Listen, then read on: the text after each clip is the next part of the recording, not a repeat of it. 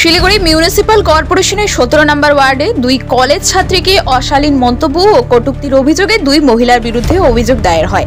তবে অভিযুক্তদের গ্রেপ্তার না করায় আজ সকাল থেকে ব্যাপক বিক্ষোভ শুরু হয় ওই বাড়িতে।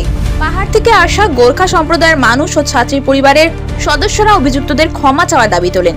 গোর্খা সম্প্রদায়কে অপমান করা হয়েছে বলে অভিযোগ। ঘটনাস্থলে যান স্থানীয় কাউন্সিলর মিলি শীল সিনহা, তিনিও পড়েন বিক্ষোভের মুখে। বিক্ষোভে হাতাহাতিতে পরিণত হয়, উত্তপ্ত হয় পরিস্থিতি।